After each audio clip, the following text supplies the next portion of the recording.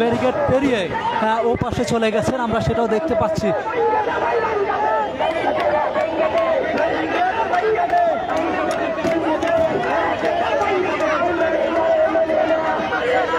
আমরা দেখছি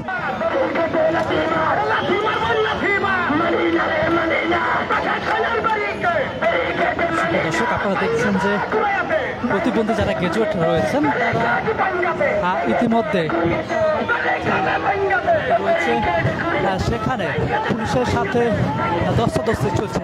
আপনাদেরকে জানিয়ে রাখি, যারা প্রতিবন্ধী গ্রাজুয়েটরা রয়েছেন তারা কিন্তু চাকরি সহ চাকরিতে কোটা সহ আসলে 5 দফা দাবিতে তারা আন্দোলন করে আসছেন এবং আজকে তারা যমুনা অভিমুখে আবারও পদযাত্রা শুরু করেন এবং আমরা দেখছি যে তাদের অবস্থান কিন্তু এখন ঠিক শাহবাগের যেই থানাটি রয়েছে সেটির অপোজিটে জাদুঘরের সামনে পুলিশ তাদেরকে ব্যারিকেড দিয়ে আটকিয়ে দেয় এবং আমরা এখানে দেখছি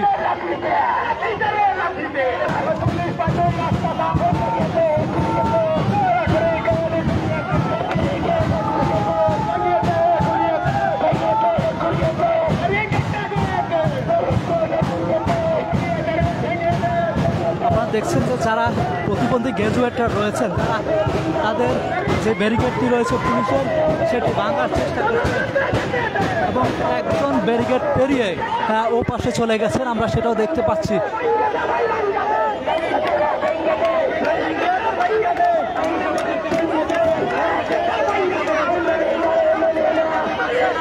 আমরা দেখছি যে ব্যারিকেড অতিক্রম করে যিনি ওপাশে চলে গেছেন, পুলিশ লাঠিচার্জ করছেন এবং পুলিশের সাথে কিন্তু প্রতিবন্ধী গ্রাজুয়েটদের একটা ধস্তাধস্তি চলছে।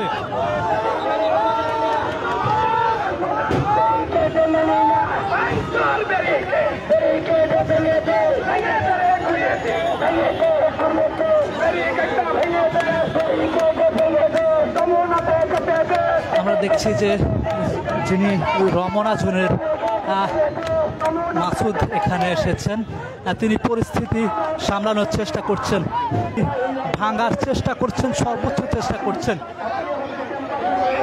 পুলিশও আমরা দেখছি যে সেই ব্যারিকেডটি ধরে রাখার চেষ্টা করছেন, কিন্তু যারা প্রতিবন্ধী গ্রাজুয়েট রয়েছেন তাদের সাথে ধস্তাধস্তি এবং ব্যারিকেড ভাঙার চেষ্টা চলছে।